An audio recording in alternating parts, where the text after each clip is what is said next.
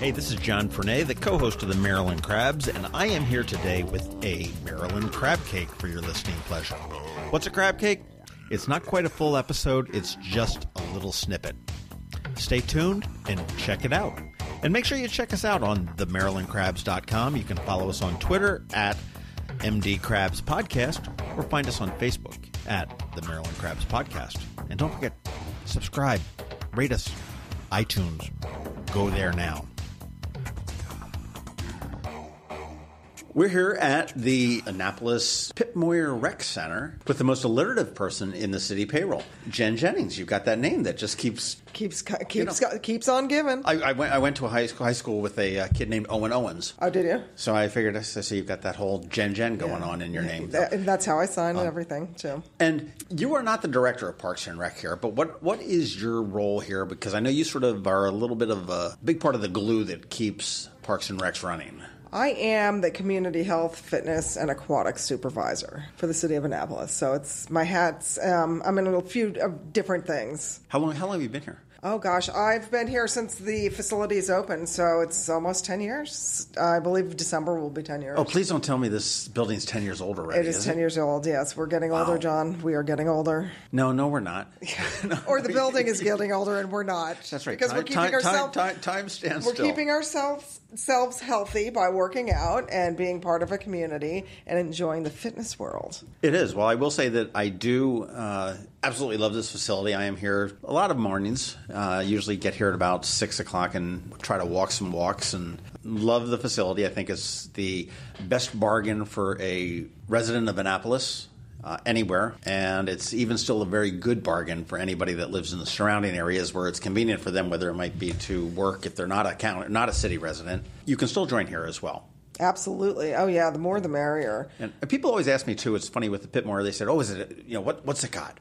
And I'm like, well, if you're looking for the full-service 24/7 fitness type thing, this is not the place for you. But if you're looking for a place to play basketball, to take classes, to walk or run on a track, you've got aerobics, you've got weights, you've got a rock climbing wall, you've got some other neat little things that are going on there. Just a perfect choice, as well as all the outdoor amenities that go along with this property as well. Absolutely. And, I really have to give a hats off and a kudos to our members here. Because, thank you. Yes, you're welcome. Of course to you, John. How come we don't get gold stars on our cards or anything? And I really do have to say, my retention for the instructors that we have doing our classes and trainers is very, very high. And when I hire somebody, I say to them, you're going to really love this place. People really embrace it. Our community really embraces it. And our community will tell you what they think, will tell you what they know, and they will take you in as family. And they really have. And we are up to over 52 fitness classes. And I'd have to say, we probably have about 2,200 people taking classes per month. Now, fitness classes, most of them are included in the membership, right? Absolutely, yeah. Yeah, and we made sure of that, making sure that you didn't have to pay extra, because people look at this facility as joining a gym. And as they should, because, yes, even though we are in a recreation center, we are providing you with, we want you to be fit, we want you to be healthy, we want you to be happy, we want you to have nutrition, we want a strong community. You adding liposuction into the mix later on? I wish, because I'd be first in line. It was funny. When I was walking this morning, I guess you've got a new pickleball class as opposed to the pickleball playing, because there was a lot of instruction going on in the three courts where they had the whole group of people learning it, and a coach was throwing the ball over, and they were hitting it back toward her and stuff like that. So it's great, and that was an older class, older than me, I will say. So because I don't age. Well, of course not. And the pickleball goes. It really just varies in range of ages, and even with our classes too. And again, it's just a whole welcoming kind of situation here. And we have a lot of different things going up, and our pool has opened up, and we're excited for our last year of the old baby. Let's talk about that. Now the swimming pool is not included in the general membership. No. But sort of adjacent to the property where the Pip Moyer Rec Center is, sort of like around the corner and just past the woods. Yeah, over the hill through Dale to grandmother's house we go. That's basically where it is. It's very easy and it's very accessible. And again, as you were saying about the Pip Moyer, it is very affordable. I know drop-in fees for children are $4 and for adults they're $5. And then we also do have the availability to give passes, yearly season passes. Well, that's what I do. I think it's every February I come in, renew it, and I think I'll probably mess up because I'll probably change the rates, but I think it's like $2, maybe $75 for the year. Does that sound about right? That's for the Pip Moyer, not the pool. Yes. Yeah. It depends. It depends upon your age. Mm-hmm. It depends upon. Oh, I might get a discount soon. Yeah, you may, depending how close you're getting, and it depends upon where you live and if you're a city resident or a county.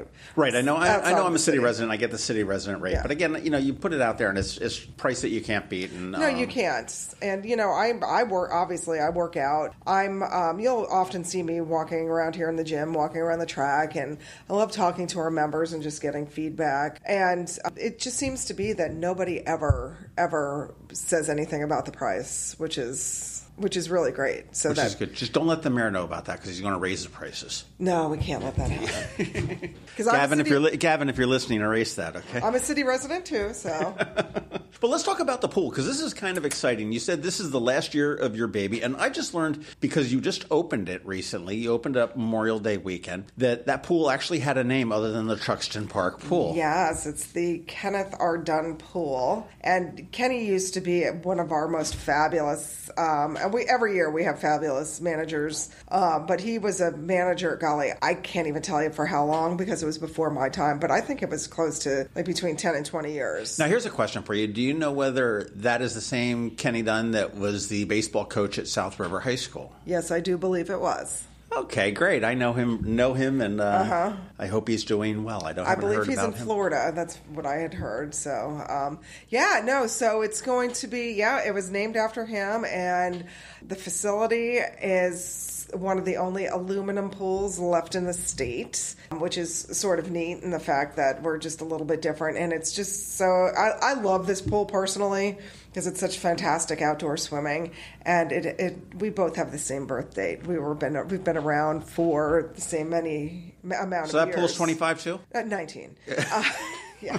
No, it's basically 53 years old. So, it's going to be hard to say goodbye to it. However, it's going to be very exciting with all of our new plans with the new pool coming. And for people that aren't aware of how the money came from this pool, it is not going to be directly funded by the taxpayers. The city used to own the Eisenhower Golf Course up in Crownsville, which is sort of bizarre because the city owns these little pieces of land that have no connectivity with the city, and they ended up selling that to the county because the county already operates one golf course up at Compass Point. The city council went back and forth and they bickered, as they always do, and they said, well, no, the money that we get for selling the golf course, and this was under former Mayor Panelides, must go to recreation. And at that point, they had the foresight to realize that the pool was getting to be really bad and it really needed to be replaced, upgraded, maintenance. I think it wasn't so much a replace, but the maintenance and to get it where it needed to be was worth the cost of upgrading. So that's where no doubt. There's no doubt about that. Yeah, so that's where the money is coming from to fund this pool replacement. And it is going to be an expansion. It's going to be a new pool and all sorts of different amenities that go along with it that we don't have right now, right? Absolutely, yeah. Again, very exciting. We're gonna keep basically the same footprint, I think, possibly with the exception of 10 feet. But we are going to do, there's going to be 3 pools layout of the pool itself. And there's going to be a splash pad for kids where there won't be any standing water, but it will be coming from the bottom. And then they'll have, things like mushrooms and umbrellas that will be spraying water on them. And that's going to be sort of sectioned off by fence. Right there, you'll be able to also enter a family changing room. So you don't have to go and take the little kids and get mixed up with some of the older folks and with the kids and the grown-ups. Yards. So yeah, it's sort of like they have their own section, which I think is going to be really, really, really nice and a lot more relaxing for the parents. What is membership cost there for that? Now, I'm not a member of the pool, but what is membership cost for the pool? Again, we have same thing is that we have city, county. non-city, senior, junior, so it depends for Okay. season-wide. Again, you can do it on a day pass as well. You can go and buy a day pass for that. Absolutely. But we're getting back to the new pool. Then we're going to have a competition pool, 6-lane competition pool, and then we're going to have a leisure pool that's going to be beach entry, and again with the things that splash. So these are going to be separate pools, Three separate containers. Yes, 3 separate containers, 3 separate filtration systems, and all that. And this summer, which is the summer of 2019, the old pool will be going around and being used. Oh, yeah. It will be, I presume, closed in September, right after the dog swim. We will not be having the dog swim because... All right, this podcast is done. We're over. Okay, I'm so sorry. What's wrong with the dog swim? Well, what are you guys having as dogs? We are literally breaking ground the day after Labor Day. Okay. Yes, I mean, they'll probably be starting to set up probably that last weekend in August, and just for time. Backhoe will be at the edge of the pool, ready to go when the last whistle blows. Exactly. You'll be lucky if you don't get caught in it leaving. We're going to be starting to dig right away, and it's going to be coming down, very, very quickly. How aggressive is your construction plan? Do you know? We're going to be trying to be open by next Memorial Day. Well, I know that's the goal, but does everybody seem to think that's very doable? So far, yeah. Just hope for not a lot of snow, and hopefully not a lot of snow, and hopefully even if indoor things are, because we have a new bathhouse being built too, that could be part of the winter months. But yeah, it's really exciting, and I think it's really exciting for the city of Annapolis. And I think also what's neat, we're hoping that our tennis courts will be finished by that time as well. So it's almost, we are having a revamped Truxtun Park. And the other thing that I had heard about the pool, and maybe you can quash this rumor or confirm it, but is that it is designed and going to be constructed that in the future, if they ever wanted to put a dome or some sort of a roof or something over it to get 12-month-a-year use out of it, it potentially could be able to be done. Yeah, through the original building of it, they are putting the footers in, so we can eventually put a bubble on it if we have the budget and if it's possible to buy a bubble and get it over it and to operate it for a year-round basis. Fantastic. Well, yeah, that's exciting. And it's like the city keeping within what they can spend. Too. Yeah, exactly. Yeah, hey, listen, little baby steps, as far as this. This is a big step, but hopefully we will be able to get to that point. True. You talked about baby steps, and you guys also have an event that I think is an awful lot of fun coming up. And I may mess up the name of it, but the Kids Triathlon? Yes, it's called the Truxtun Youth Triathlon. And it's for kids that are from 7 to 17 years old. And it is swim, bike, run competition. This will be our 13th year doing it. 13 years, I can't believe that. Yeah, so we have a junior division, a senior division, and a family and friends division. Our registration ends on June 10th, so if anybody's interested signing up, please do. They could always contact me as well if they have any questions, and with my email address, and it's JM as in Mary Jennings, JENNINGS, at Annapolis.gov. And when is the date of the try? It's always on Father's Day. So it's on June 16th, very early in the morning. And, people say Father's Day. I have to tell you is that so many people say to me, oh my gosh, this is the best way to spend Father's Day. We absolutely love it because they get up early in the morning, they do their family gig, they go out for lunch right after, and then they've got the entire day to themselves. That's true. And dads don't get the Father's Day brunches like the moms get. No. So you'd find a bunch of families in the local restaurants because, we've all been up, including myself, since 5 a.m. And by the time 11 o'clock rolls around, you're ready for... You're ready. Although we do really get some fantastic donations. Nando Peri Peri. Chicken. The good chicken. I love that place.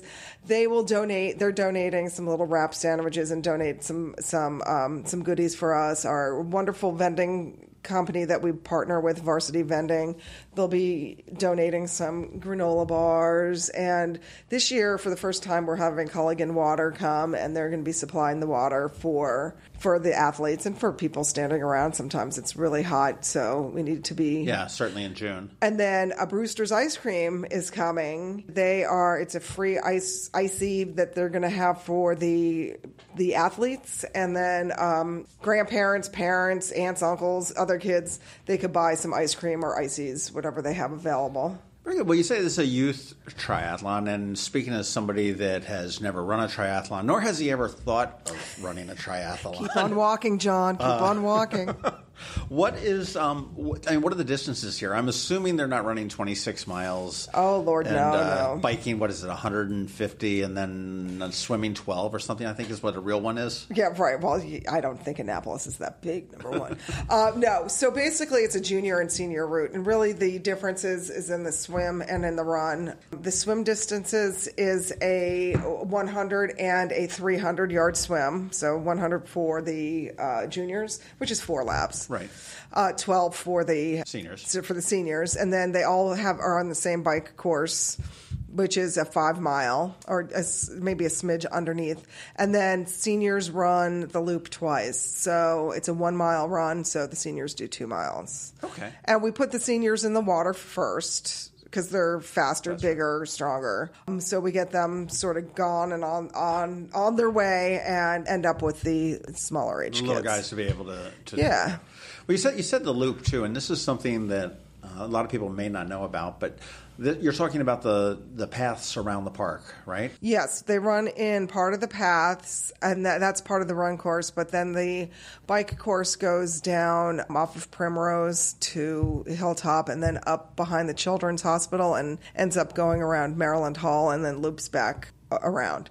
Oh, okay. Mm-hmm. But you know what's really, really, really important for this race, and I'm really putting a call out, is that we need volunteers. We need volunteers to line these courses to make sure these kids are safe, that they're getting their adventure and their self-satisfaction, and that they're having a good time. And we that's probably the biggest struggle of putting this entire event on, because there's a lot of moving parts. Okay, so what does a volunteer need to do? So again, they can contact me. I have a Sign Up Genius link that people for the bike and the run courses. I'll get that from you. I'll make sure I put that in the link so people can do it right for just a click after we're done. But what types of duties do you need? So basically, what it is just coming for a meeting at 6:30 in the morning with the run coordinator and the bike coordinator, and then they will place you on the course, and you just sort of line the course to make sure that the kids are safe, and to direct them to make sure that they're going in the proper directions. Right, and then cheer them on. And cheer them on, and just, and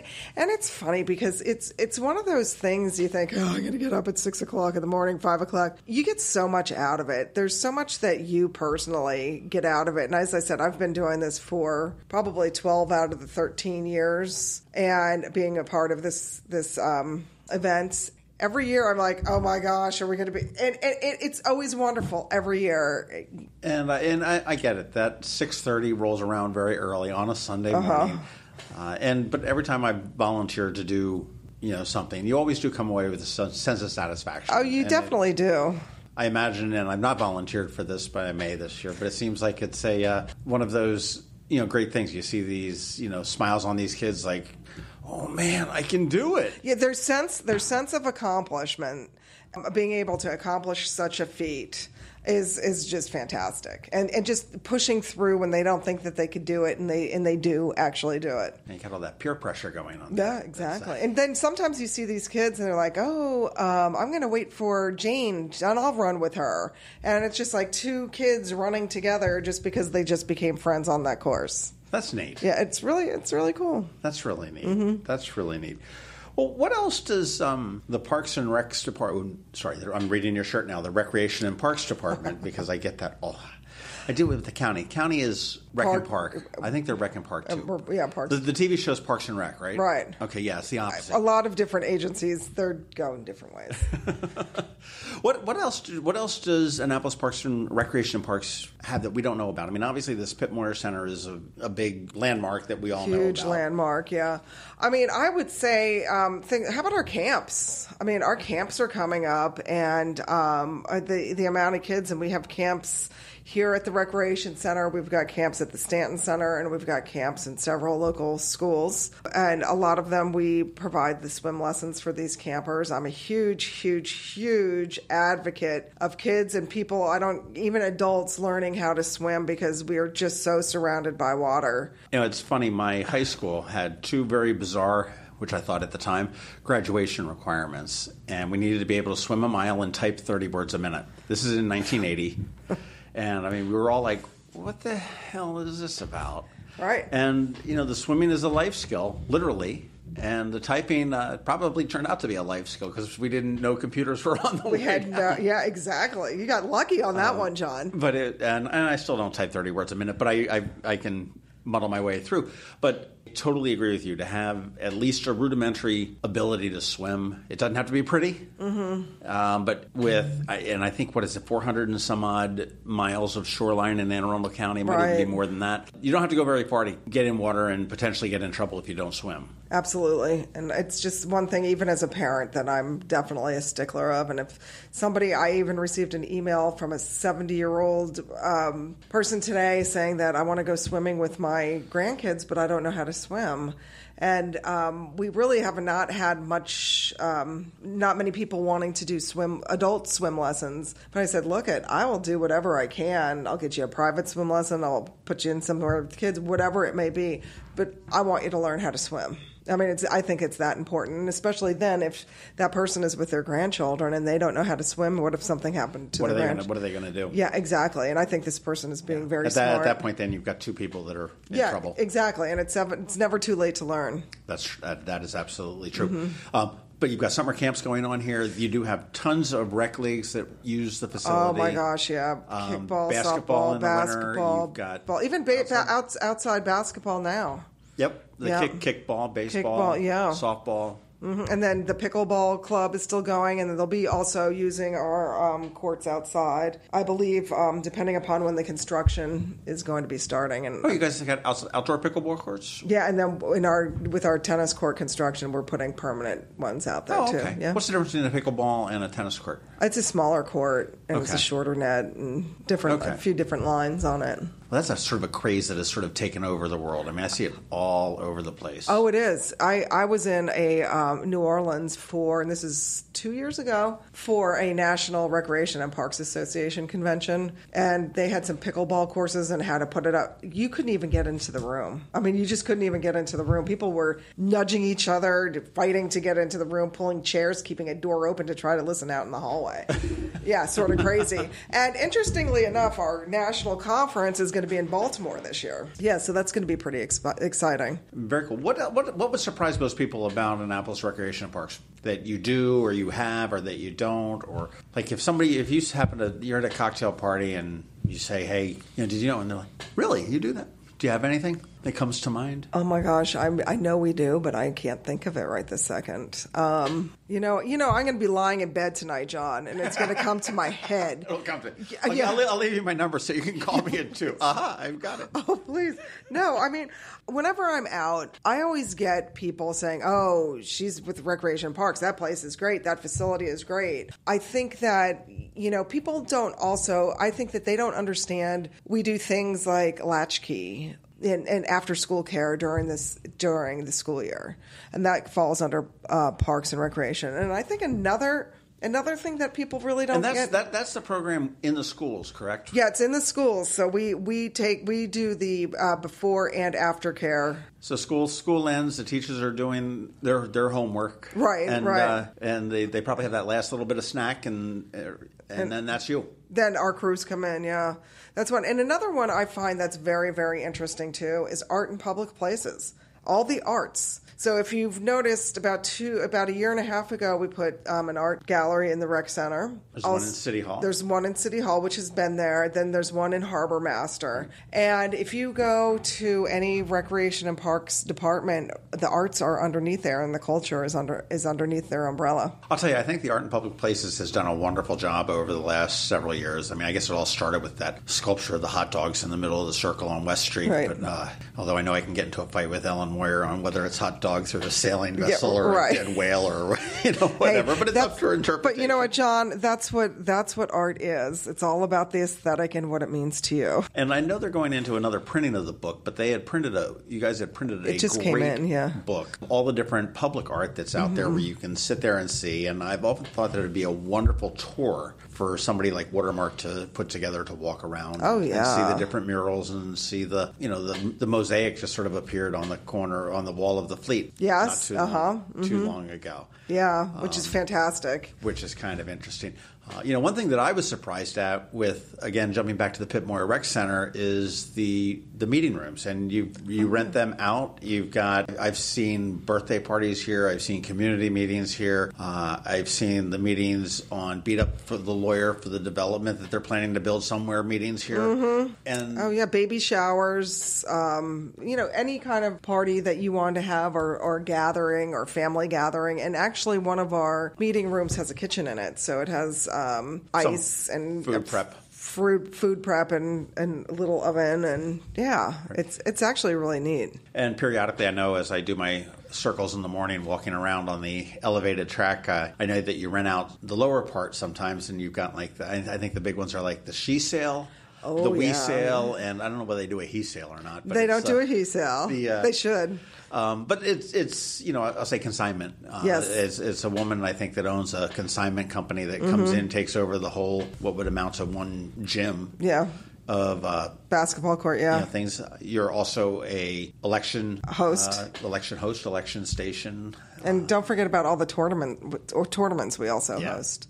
Basketball during the winter, it's crazy, and that's why I come here at 6 o'clock in the morning. That's why you come at 6 o'clock. That's right. I avoid the mommies and the strollers after 9 a.m. Yeah, they're on the thing, and I can just. I get it all, John. It's funny. I sit there and I live in my own world. I put my headphones in, I put my podcasts on, and I just start walking in circles. People say, "Why don't you go outside on the trails and do it outside around there?" I said, "Well, there's trees there, and they might hit me, right?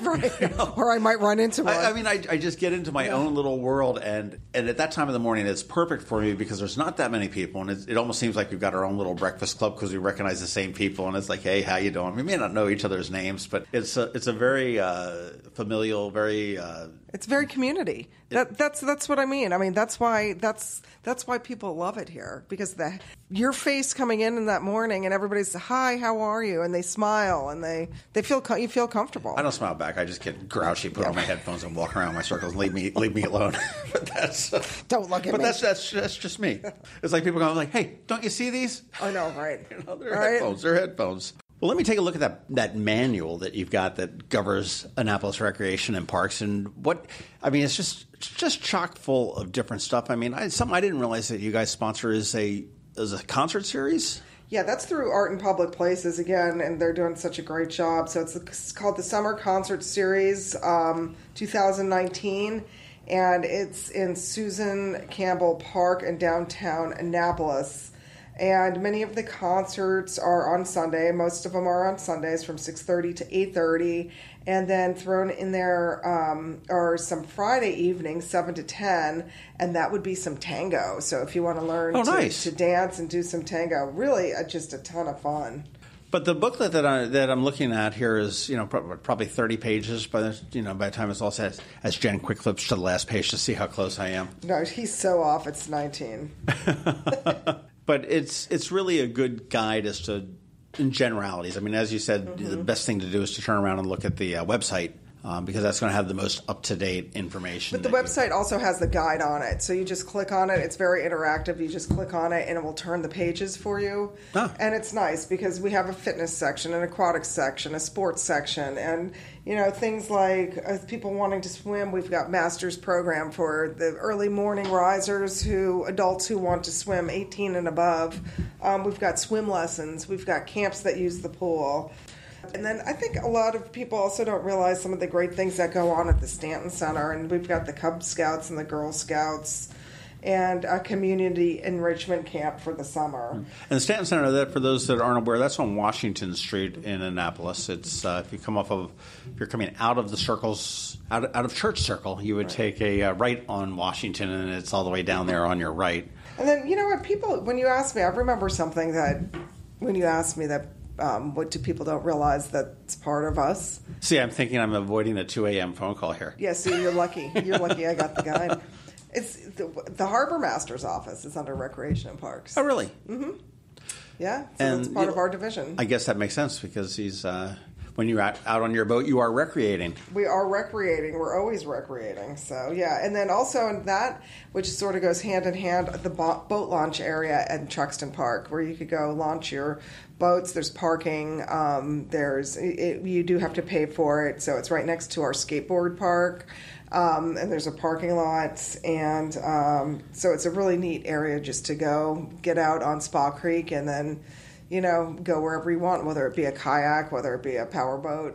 And I will say that we're fairly lucky here in the city of Annapolis because for the amount of shoreline that Anne Arundel County has, there are so few public access points to the water. I mean, you got Quiet Waters Park, you got Downs Park, you've got a couple of here and there, but all in all, we don't have a whole lot of access to the water on the county level. Annapolis, not so much. I mean, we've got City Dock, we've got a new facility coming in off of Edgewood Road, or maybe it's Benby Beach at one point, that the council is now sort of debating, which is going to be the future home of CRAB, which is the Chesapeake Regional Accessible Boating.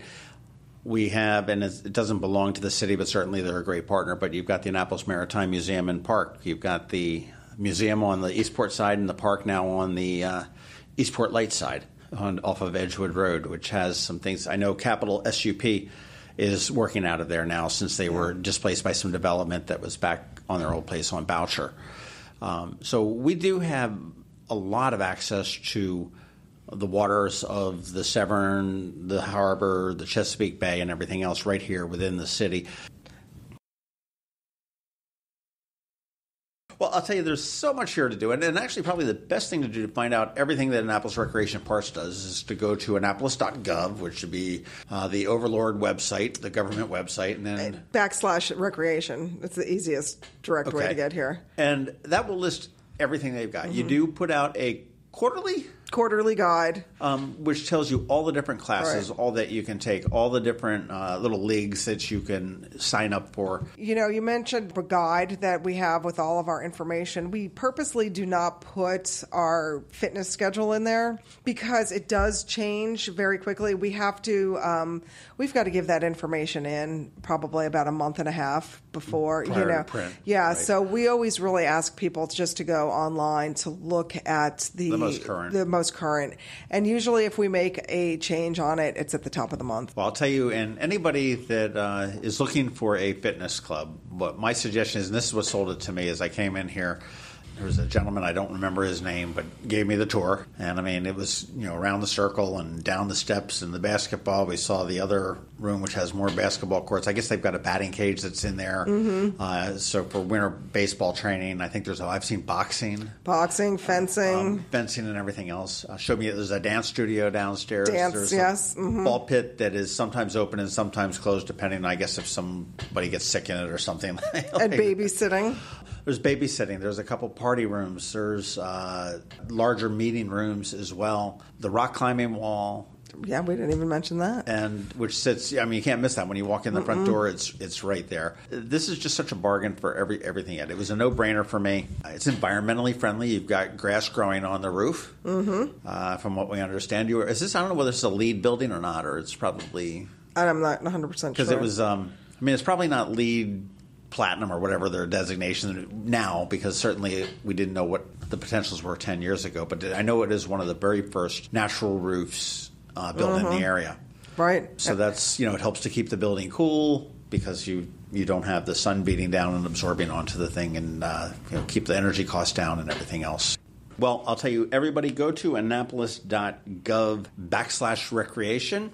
And that is where your Bible of anything having to do with Annapolis Recreation and Parks has to do. The triathlon, Father's Day, June 16th, 6:30 a.m. Need volunteers. Please, there will be a link in the show notes here. There will be a link in the blog post as well on how to do that. What's the cost to sign up? Do you know? I believe now we are up to the $55-65 range. Okay. $55, $65 range. And then what do we get? We get medals. We get medals. We get T-shirts. We get some food. We get fun. We get experience. Every kid gets a pony? Every kid gets a pony and cotton candy. Now, we're all about health here. We want to teach them to have a healthy lifestyle. And with that, too, is that if anybody has any questions, we really do have an incredible staff here. And you're always welcome to call the front desk, and they can, if they can't answer your question, they could give you to one of us, and we could try to answer a question. Well, fantastic. Jenn Jennings, I want to thank you very much for your time this afternoon. Thank you for allowing me back in the employees-only section of the Parks and Rec. He's feeling very important this afternoon. And I'm looking forward to coming out and cheering on the kids at the Truxtun Youth Triathlon. The 16th? 16th, Father's Day, Sunday morning, nice and early. This has been the Maryland Crabs podcast with Tim Hamilton and John Fernay. Sure to follow them at all the regular places, Facebook, Twitter, YouTube, and online at themarylandcrabs.com. Take a moment to rate us on iTunes. Now, get the hell out of my kitchen. Seriously, go! You're still here? It's over. Go home.